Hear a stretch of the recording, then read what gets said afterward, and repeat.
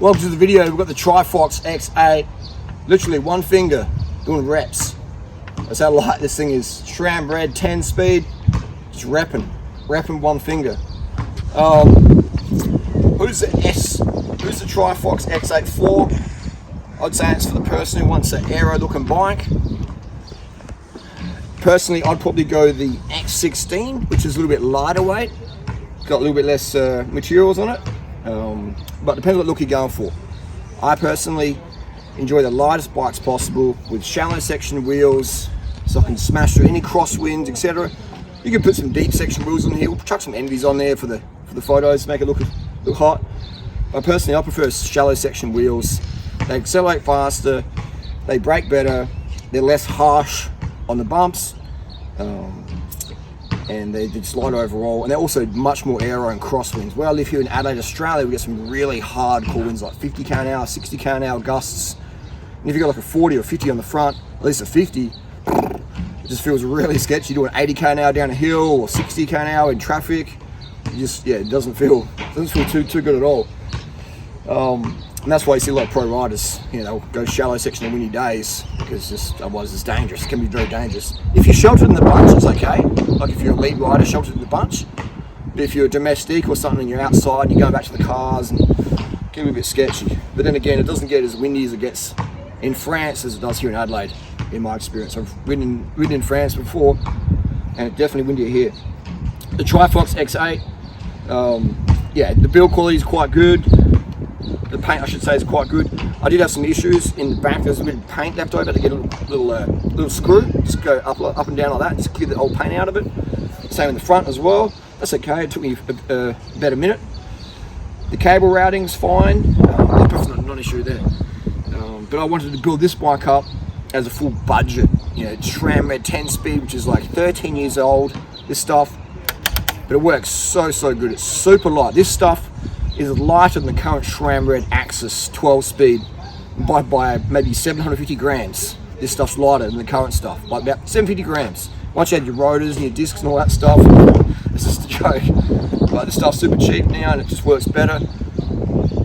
But I can afford anything when it comes to bikes. I can afford anything, and none of the latest model bikes and the big brands interest me at all. I see proprietary forks, proprietary seat posts, faffing. This is proprietary seat post. If you do break it, whatever reason, $50 on Trifox.com, you get a new one. I'd recommend if you bought this bike, maybe buy a second seat post just in case down the track. Just in case this model's superseded and you can't get a spare. Just get one anyway as a spare. And this bike's going to last you a very long time.